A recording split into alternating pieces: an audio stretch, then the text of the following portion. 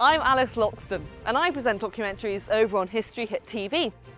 If you're passionate about all things royal history, sign up to History Hit TV. It's like Netflix, but just for history.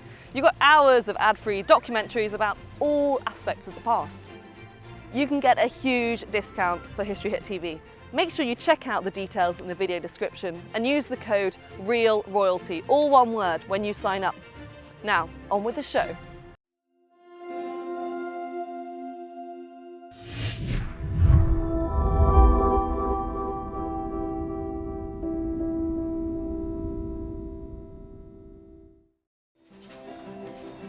Louise Élisabeth Vigée was born into a family of painters in Paris in 1755, the same year as Marie Antoinette. A child prodigy, she began her career as a portraitist aged 14 and soon became one of the best-paid painters in France. In 1775, she married an art dealer, Jean-Baptiste Le Brun, who built up her standing.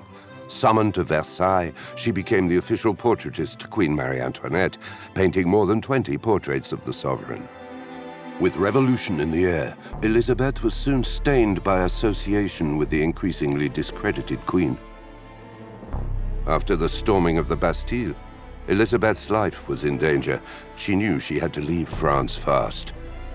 She took the stagecoach with her daughter Julie in October 1789, the day after the royal family had been taken from Versailles to Paris and confined to the Tuileries.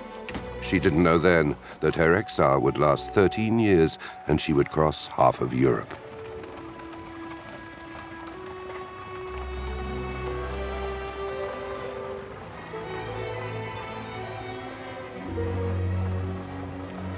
Élisabeth Vigée Le Brun left Paris with very little luggage and just enough money to pay her fare to Rome, hoping she would not be recognized and could pass the border without mishap.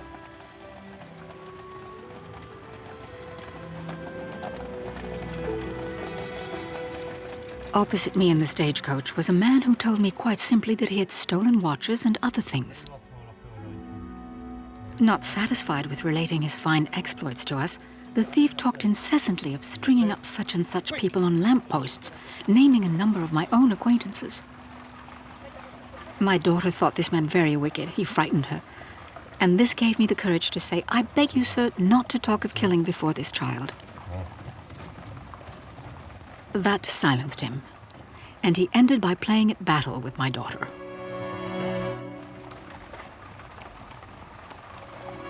After a stop in Lyon, the traveler then reached Chambéry in the state of Savoie. Once outside of France, she finally felt safe. But she was recognized by a postilion while she crossed the Mont-Cenis Pass, and simply because he'd seen an engraving of her self-portrait with her daughter. Madame Lebrun's celebrity had been fueled by the spread throughout Europe of engravings of her most famous portraits. Reassured for a while, she continued on her way to Rome. The young woman decided to leave on what would appear like a study trip to Italy. The Grand Tour in Italy was a rite of passage for painters. So off she went, leaving her husband, but taking her daughter.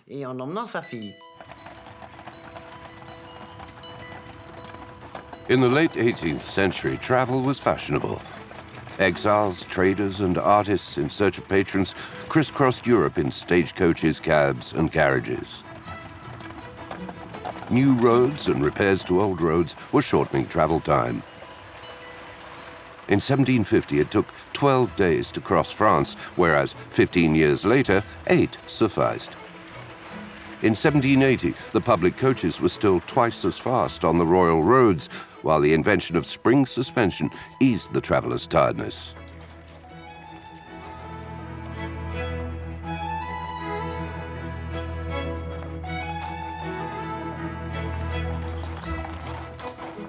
Fresh horses awaited riders and carriages at post houses in order to accelerate mail delivery.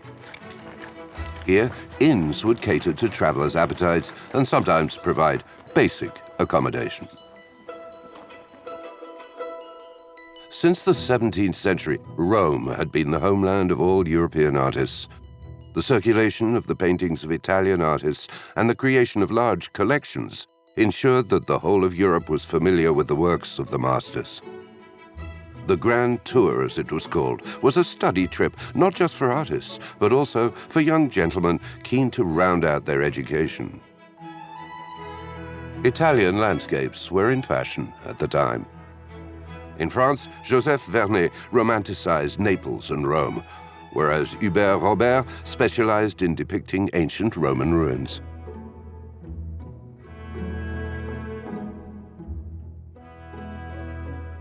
The artist did break her journey, first in Turin, then in Parma.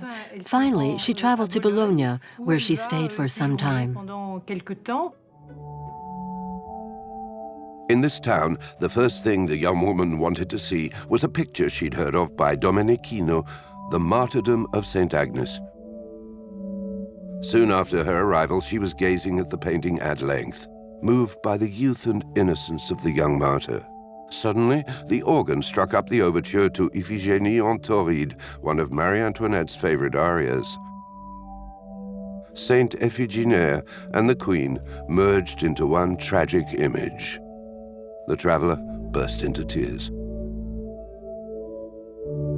A flood of memories of happy, light-hearted times that seemed forever lost, and for the first time, she deeply felt the solitude of exile.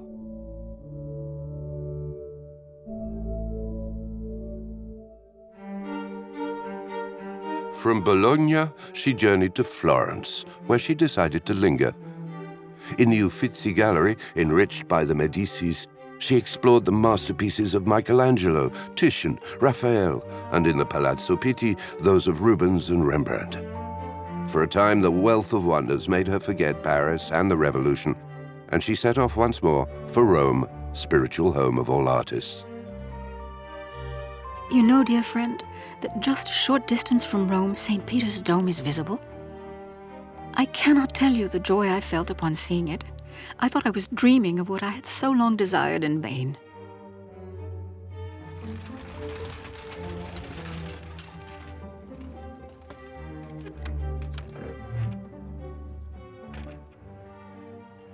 Only the satisfaction of living in Rome could soothe my sorrow at leaving my land, my family, and so many beloved friends.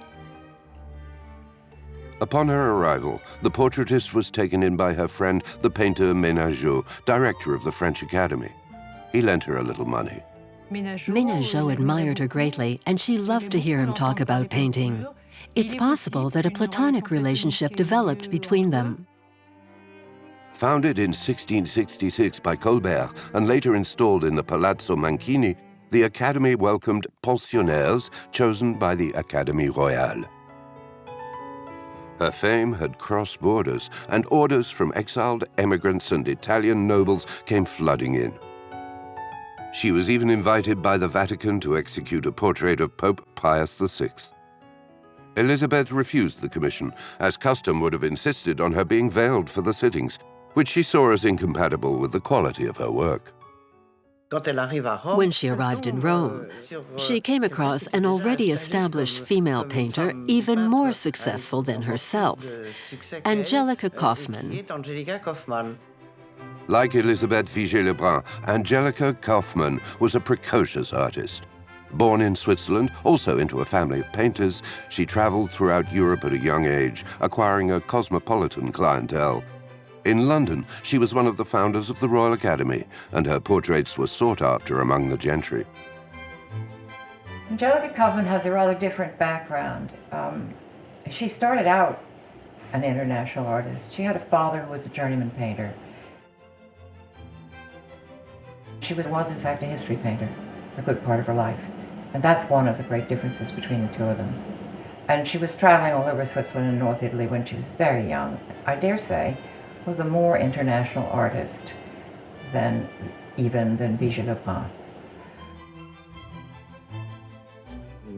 In her memoirs, Madame Vigée Le Brun speaks of Angelica Kauffmann, saying she was very intelligent and that what she did was pretty. You could sense she didn't want to say she was a good painter. She just said she was very cultured, but rather boring. Despite the unfavorable review, Elizabeth was flattered to appear at the theater or the opera alongside the most famous of her colleagues. She was thrilled that all the spectators finally acclaimed them as the two most famous female artists in Europe. Though the male-written history books may have forgotten their names, great museums and international collectors have fought over the masterpieces of Rosalba Carriera, Angelica Kauffmann, Adelaide Labille-Guiard, and Élisabeth Vigée Le Brun. Female painters were prisoners of their category, but some, such as Marie Benoit, did break free. Despite the critics, Elisabeth's former pupil launched herself into genre painting, like this portrait of a black woman, which would become a symbol of the emancipation of slaves and of feminism. You get the impression there were very few women painters or artists, and that the men far outnumbered them. But you gradually realize that there really were quite a few, but they were kept in the shade and forced into the background in regard to the men.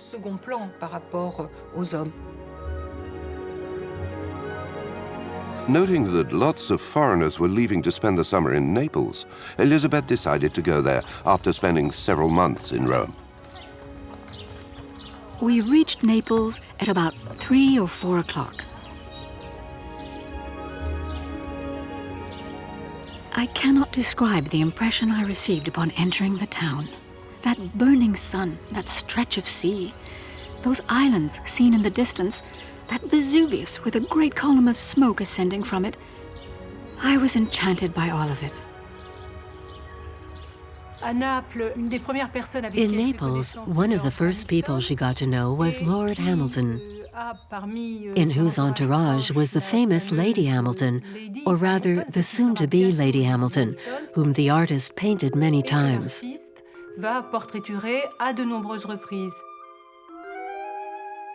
Owing to her extraordinary physique, she was already sitting for Reynolds, and her likenesses were well known throughout Europe.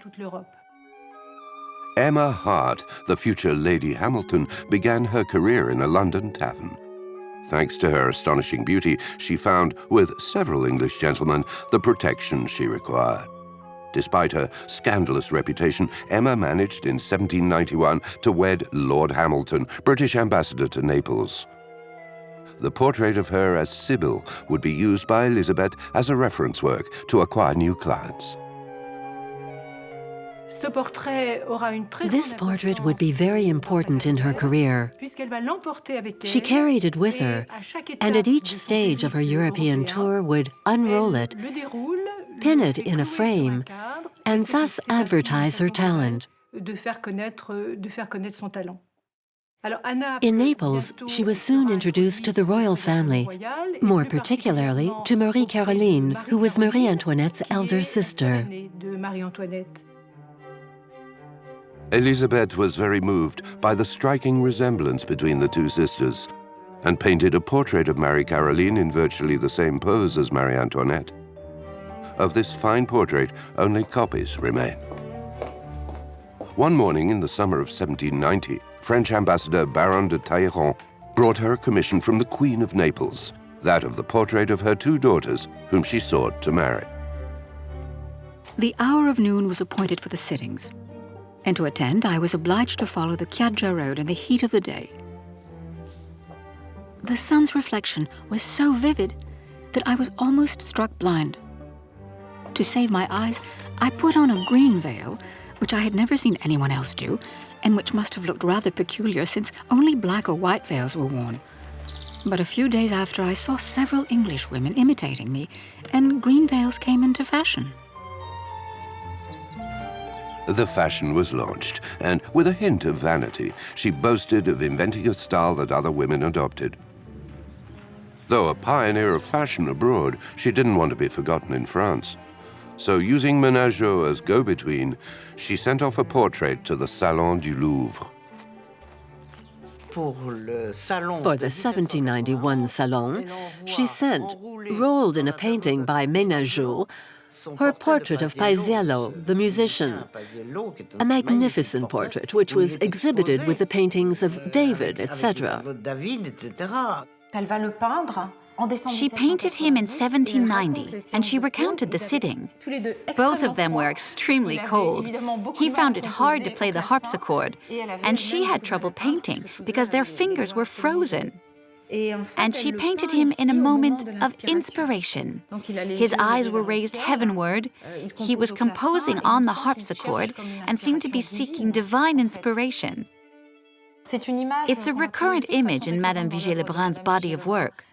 She also painted Angelica Catalani, a soprano, one of Paisiello's artists, also in this attitude of divine inspiration. While Elizabeth was persona non grata in France, her rival Adelaide Labille-Guiard, who rallied to the revolutionary cause, portrayed Robespierre and his friends, thus attempting to ensure the support of the new strongmen in Paris. Back in Rome, Madame Vigée Le Brun returned to her friend François Menageot and set to work once more. Two daughters of Louis XV, Madame Adelaide and Madame Victoire, both in exile, called her and during a sitting informed her of some tragic news. In the night of June the 21st, 1791, the royal family left the Tuileries Palace in secret and took a coach bound for Lorraine towards the French troops that had remained loyal to the king. Traveling with fake passports, the runaways were nonetheless recognized in Varennes and taken back to Paris by the National Guard. The royal escape was viewed as a betrayal of the Constitution.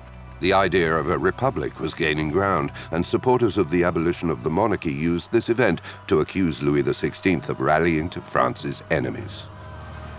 The artist had planned to return to France after a 3-year stay in Italy. On the way, she lingered in Tuscany, where her love of nature was matched by the richness of the landscapes. She made a visit to Venice, where she was charmed by its architecture on wooden piles, and by the many parties she attended with a writer and engraver friend, also a refugee, Dominique Vivant-Denon, who had fun making an engraving of her self-portrait. Keen to return to France, Elizabeth headed for Turin. But the city was filled with émigrés fleeing the bloody massacres in Paris from September the 2nd to the 7th, 1792. On entering the town, great heavens, streets, squares were all filled with thousands of people of all ages who had fled from French towns and come to Turin in search of a home. The sight broke my heart. Trembling, I dared only ask for news of my mother, my brother, Monsieur Le Brun, and all my friends, and abandoned the plan of going to Paris. The young woman realized that she couldn't return to France. Shattered, she turned back towards Milan. She was advised by Count Wilczek, Austrian ambassador to Milan, and decided to win over a new clientele in Vienna. Elizabeth entered the Holy Roman capital in summer 1792, and there she stayed for 3 years. Her time was split between concerts, melancholy strolls in Schönbrunn, and, of course, the production of paintings for all the Poles and the diplomats in Vienna. I worked a great deal in Vienna. It would be difficult to express all the gratitude I felt for the reception I was afforded in this town. Not only did the Viennese express their affection for me personally, they thought it stylish to place my paintings in a way that set them off best.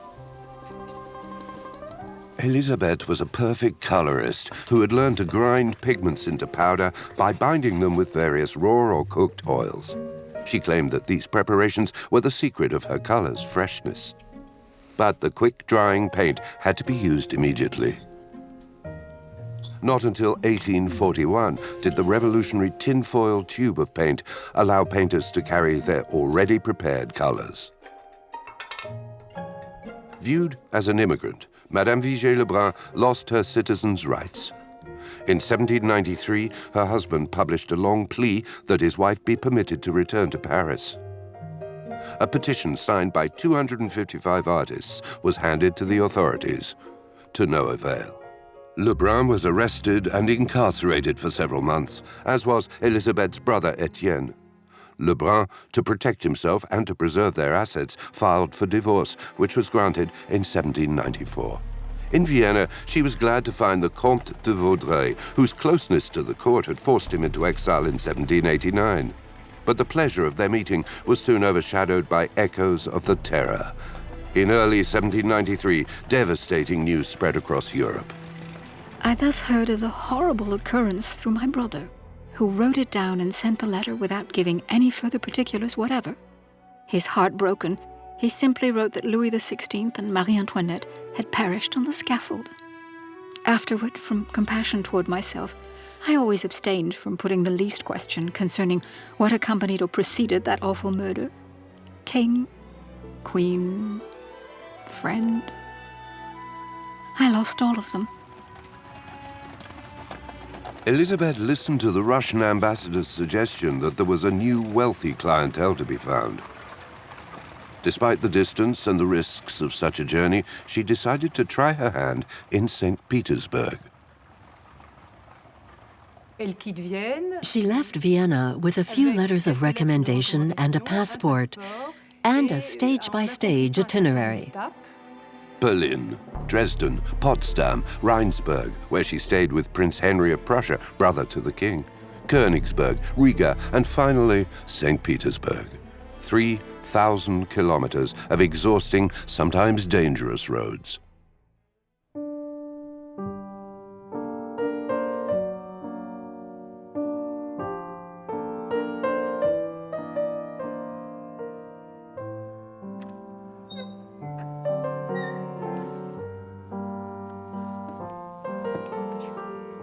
Elisabeth and Brunette moved into an apartment located on the main Winter Palace Square. From her windows, she could gaze upon the splendor of the imperial residence and the nobility of the angles described by the avenues that opened up before her.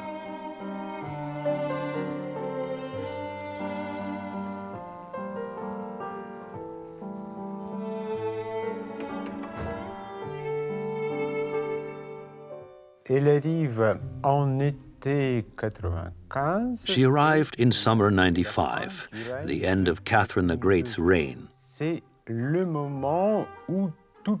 was a time when all French immigrants looked upon Russia as the new land of Renaissance. Back then, revolution was a constant. All the kings were engaged in wars, and the two countries where peace reigned were Russia and the United States of America, the New World.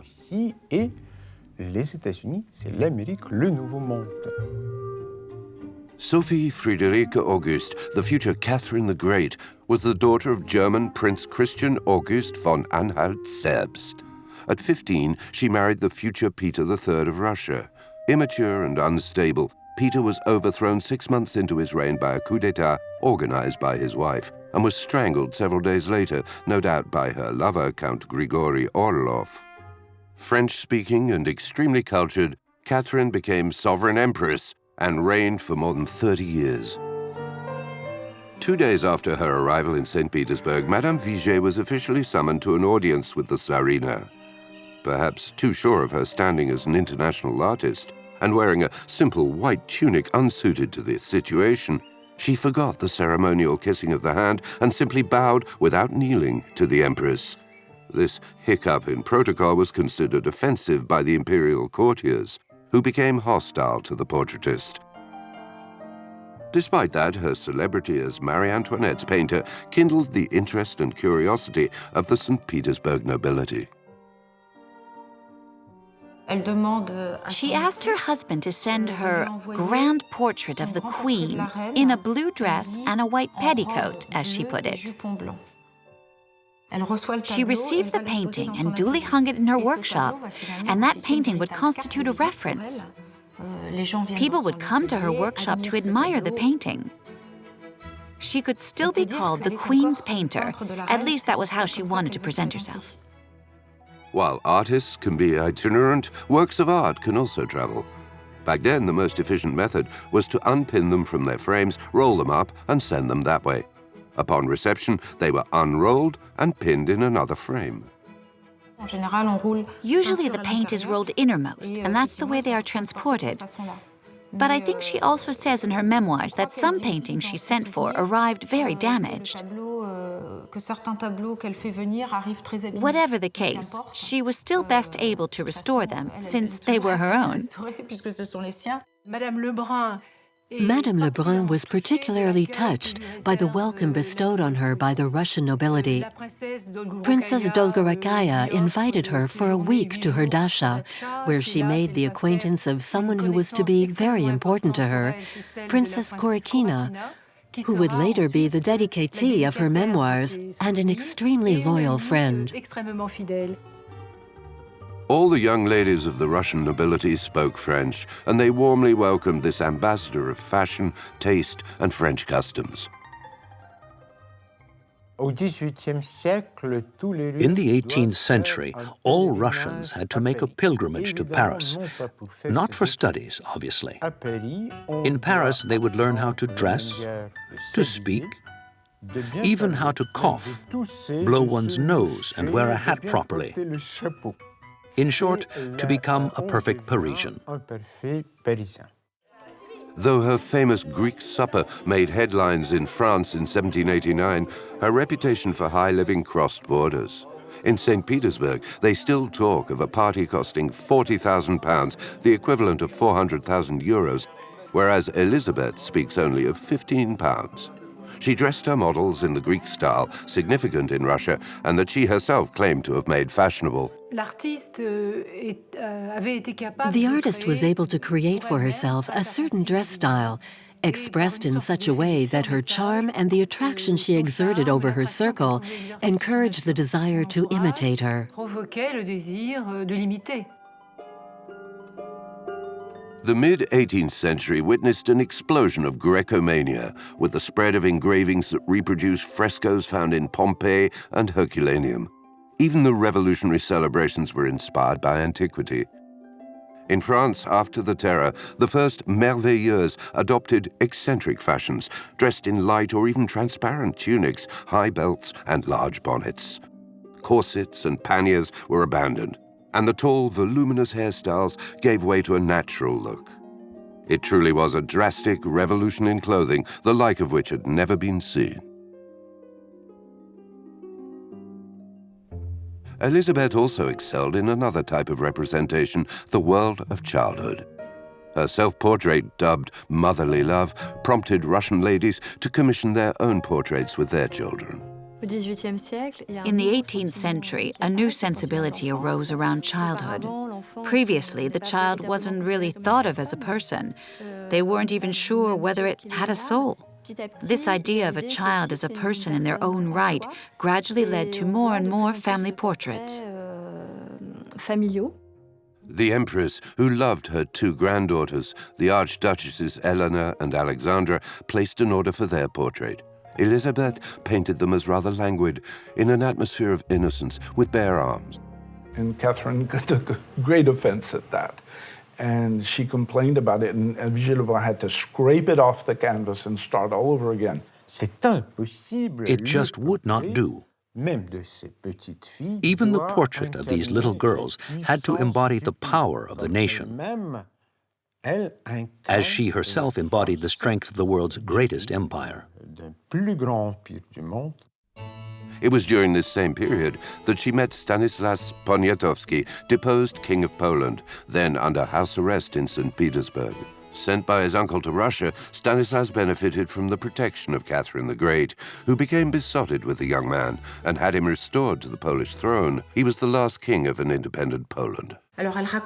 She told an anecdote. One day when she was painting, he came to her workshop and she called out, "I'm not at home." The king left.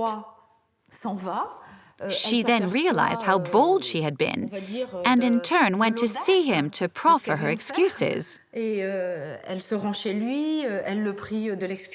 told her he quite understood how a very busy artist shouldn't be disturbed, and wasn't at all angry. And there we have an insight into the character of this man she particularly liked. She painted a very flattering portrait of him in words. Stanislas was tall, gentle, kind, etc. You can tell that theirs was a beautiful friendship. Despite her mother's wishes to the contrary, Brunette was determined to marry a young impecunious secretary from St. Petersburg of Italian origin, Gaetano Nigris. The rows became increasingly violent. Madame Le Brun gave in to her daughter and obtained her husband's consent to Julie's marriage. Owing to the distance, her father's answer was long delayed, and someone convinced her that I had only written to Monsieur Le Brun to prevent him from assenting to what she called her felicity.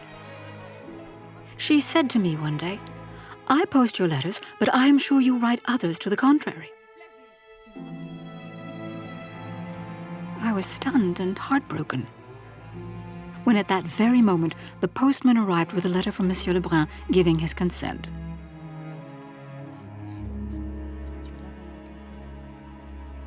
But the cruel child showed not the least gratitude at what I had done for her in immolating all my wishes, hopes, and dislikes.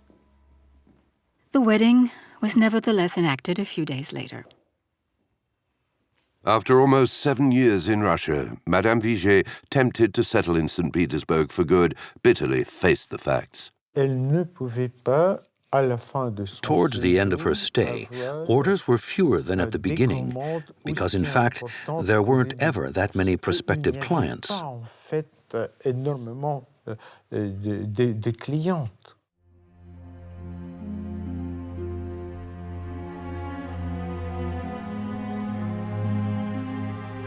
The breakup with Julie was complete. Mother and daughter no longer spoke to one another. She held no official position, her clientele was becoming scarcer, and she had to go to Moscow to consolidate her fortune. Her health deteriorated, and she became prone to fits of melancholy.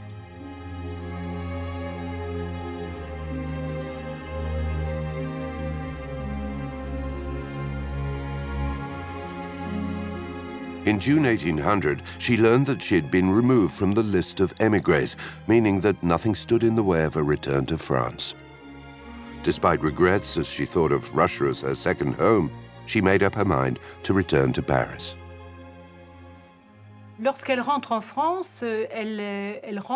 She returned to France alone and was amazed how much the smiling, pleasant landscapes of her outward journey now seemed dull, sad, and melancholy. A landscape is a state of the soul, she would say. So for her, it was a sad return.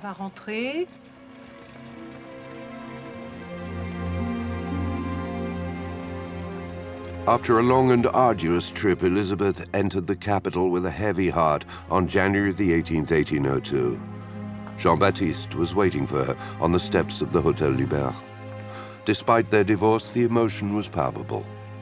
That night, he made a laconic entry in his notebook. Arrival in Paris of Madame Vigée. Her absence, from her departure on October the 6th to January the 18th, 1802, lasted 12 years, 3 months, and 12 days. She realized that the world had changed. She could not get used to Parisian life, to French life. Customs had changed. It was no longer the society she had known.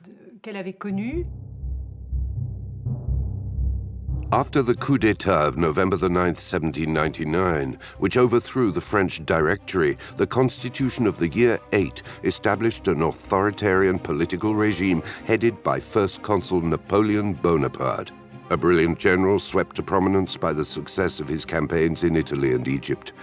5 years later, in 1804, Bonaparte declared himself Emperor of the French people and became Napoleon I.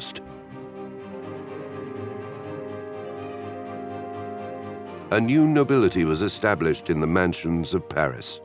But Madame Le Brun, devoted to the Bourbons and the Ancien Régime, couldn't get used to their ways and displayed a hostility that soon displeased the new emperor.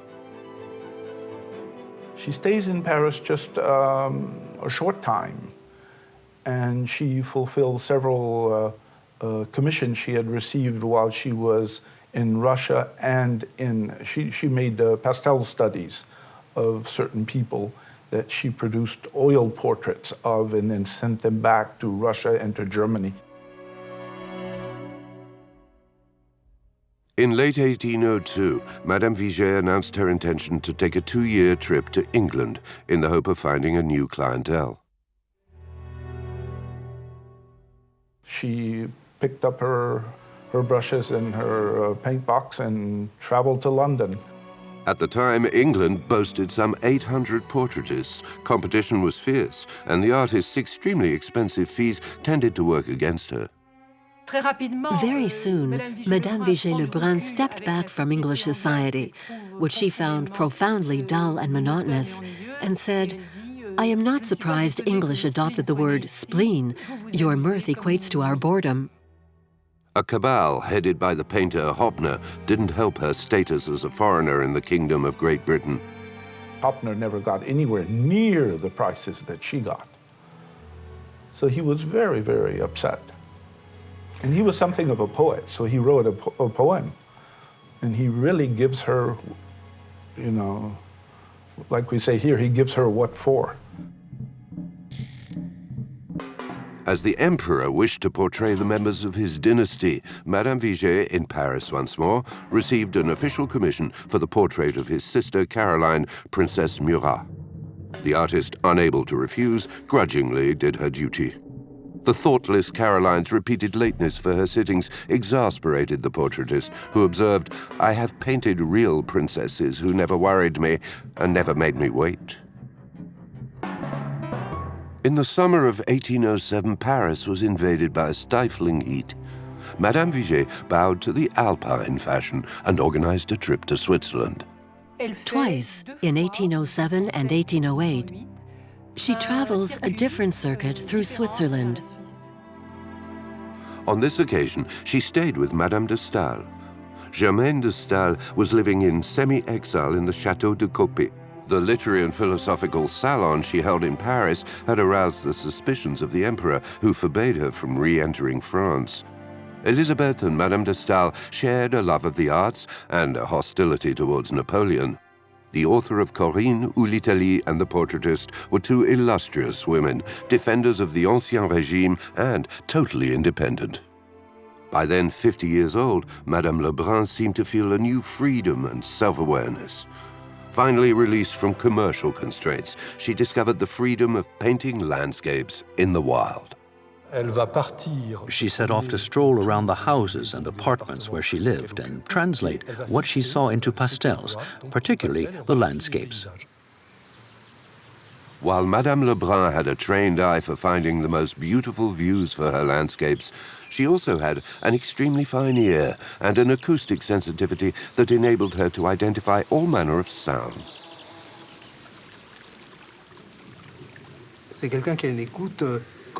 Her sense of hearing was not unlike the one we see among 20th century composers specializing in electroacoustic music. They talk of acousmatic sound, listening without knowing where the sound comes from, like a revving engine or a falling saucepan, anything. It is interesting in itself. It's a sound that deserves to be heard and possibly used in music. Well, her ear was just like that. It was a quite extraordinary modern side to her. The painter sought a refuge and finally found peace of mind when she bought her own house surrounded by a large garden in the village of Louveciennes near Paris. After the disastrous Russian campaign, the frontiers of the French Empire were trembling as Napoleon's policy of conquest came to an end. In the night of March the 31st, 1814, the Prussians sacked the village of Louveciennes and barged into Madame Le Brun's house, emptying desks and wardrobes. She owed her salvation to her servant Joseph, who spoke German and managed to engineer her escape.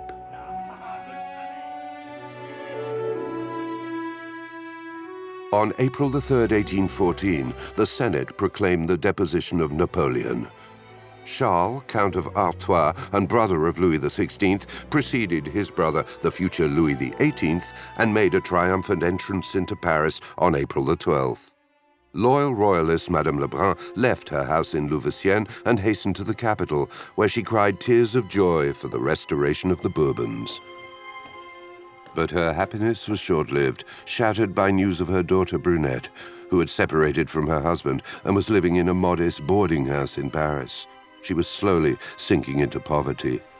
The links between mother and daughter had weakened. Destroyed by drink and occasional prostitution, Julie had contracted syphilis.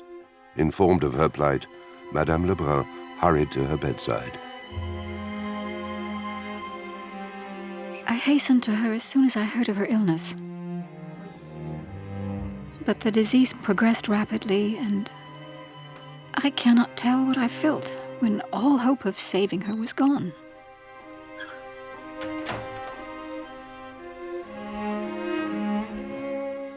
When going to see her the last day, my eyes fell upon that dreadfully sunken face. I fainted away.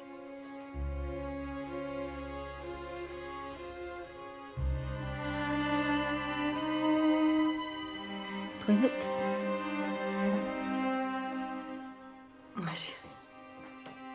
The next day I was childless.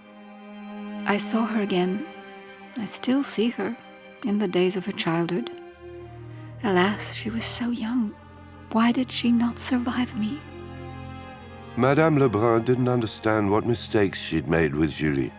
Didn't she try to pass on her passion for painting? Closeness turned to incomprehension, and then into violent disputes. The independent young woman couldn't find her place alongside her too talented, too famous mother.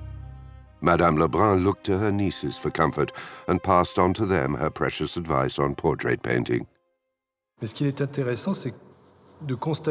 It is interesting to note just how much, when you look at this work and read the advice she gives to Eugénie Tripier-Le-Franc, her counsel mirrors her execution. She says, the shadows must be both strong and transparent, not thickened, and in a mature tone, accompanied by firm, lively touches in the cavities, such as the eye socket, the recess of the nostrils, and the shadowy internal parts of the ear. And it's true that when you come closer and study the recess of the eye, you have a whole series of strokes in red and black chalk that provide the eyes with their shadow. It seems to me that as a technical artist, Vigée Le Brun is extremely gifted. For a woman who did not have formal training, she is an impeccable technician. And one of the things about her works is that if they haven't been interfered with or suffered some accidental damage, they're likely to be in an extremely good state of preservation. She must have known a lot about color, because you rarely see any of these discolorations which are caused by alterations in the material. France underwent another revolution, the July Revolution of 1830. The people of Paris rose up against the authority of Charles X, barricaded the streets, and clashed with the armed forces, resulting in 1,000 deaths. The son of Philippe Égalité, who had voted for the execution of King Louis XVI, took the throne under the name Louis-Philippe. It was the start of a new era and no longer that of Madame Le Brun. She gave herself over to memories of happier times.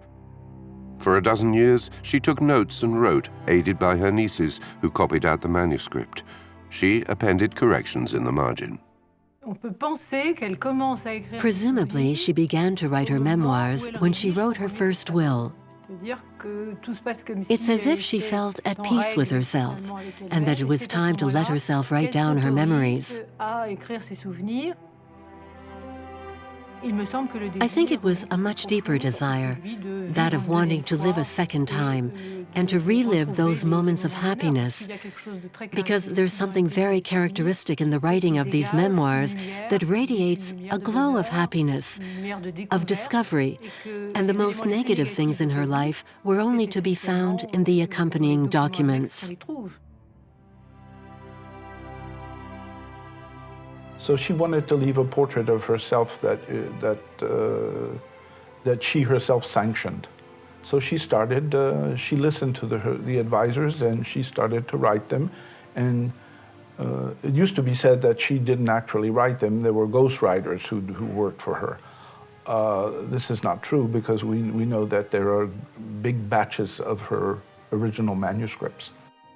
Though these memoirs are a precious document in terms of the worlds she encountered, they're equally important as an account of her own life. Madame Vigée Le Brun recalled a scene with Marie Antoinette, whose veracity still causes controversy. One day, I happened to miss the appointment she had given me for a sitting, far gone in my second pregnancy. I had suddenly become unwell. The next day, I hastened to Versailles to offer my excuses. Her Majesty was finishing her toilet. My heart was beating violently, for I knew that I was in the wrong.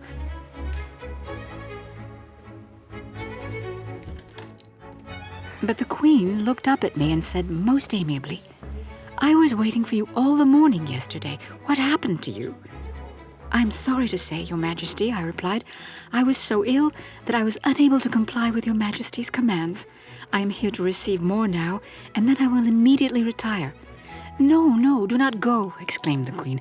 "I do not want you to have made your journey for nothing." She revoked the order for her carriage, and she gave me a sitting. I remember that in my confusion and my eagerness to make a fitting response to her kind words, I opened my paint box so excitedly that I spilled my brushes on the floor. I stooped down to pick them up. Never mind," said the Queen, and for aught I could say, she insisted on gathering them all up herself.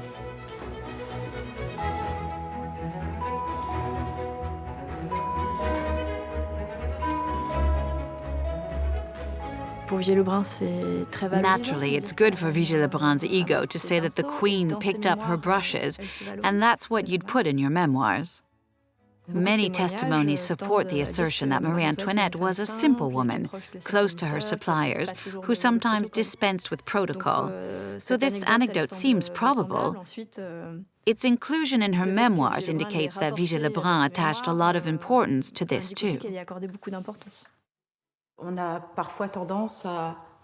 There's a tendency to embellish the past that's quite natural, and to favor the good memories.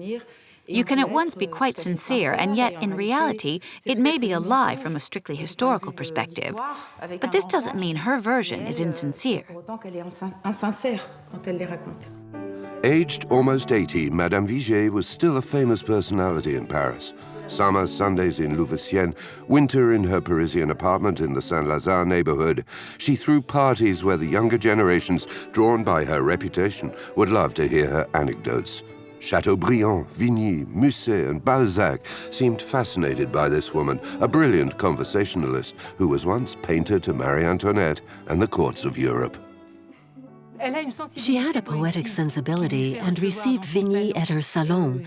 She received Chateaubriand. She liked reading Lamartine, although she didn't really appreciate Victor Hugo's novel, Notre-Dame de Paris. Politically, she resembles a person like Chateaubriand, who was very much in favor of a constitutional monarchy. I think she would have preferred the old regime as it was, but a constitutional monarchy would have worked for her also. This sensitivity to new forms and new poetry changed her taste. She was on the lookout for what was happening. She heard of Chopin and things like that. It was her musical gateway to what we might call modernity. It heralded the Romantic generation, which interested her. Artists of 1840 rediscovered the charm of the Middle Ages and the Renaissance and embraced neo-Gothic fashion. In painting, the ruins of cathedrals replaced Hubert Robert's Roman remains. Knights in armor and princesses in headdresses relived the romance of 15th century epics. The symbolic Notre-Dame de Paris had two new heroes, Victor Hugo and the architect Viollet-le-Duc. And all the new generation of painters, she knew them. She was very close to Gros, whom she had seen born, and to whom she had given his first lessons in drawing.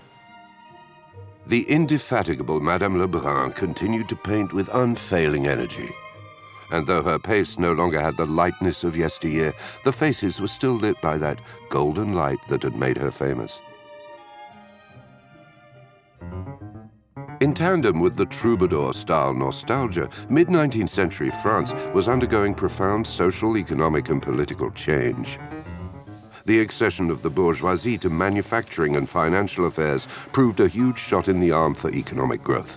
This was the Industrial Revolution, which was accompanied by the rise of railways and technical advances in new energies, textiles, and metallurgy. It might be fun to imagine the doubtful reaction of Queen Marie Antoinette's portraitist faced with these curious miniatures bearing the strange name daguerreotypes, which first appeared in 1835. The static bodies, frozen expressions, poor quality rendering, and the crudeness of reality probably inspired thoughts of the end of a world, her world, that of a talented portrait artist who knew so well how to embellish the face and to convey the soul. She passed away quietly in April 1842, attended by her nieces. Having painted more than 660 portraits, known fame and criticism, luxury and exile, monarchies and revolutions, the greatest artists and the most powerful Europeans of her time. Having covered countless tens of thousands of kilometers, the tireless traveler, 87 years old, chose this epitaph for her grave in Louveciennes. Here, at last, I rest.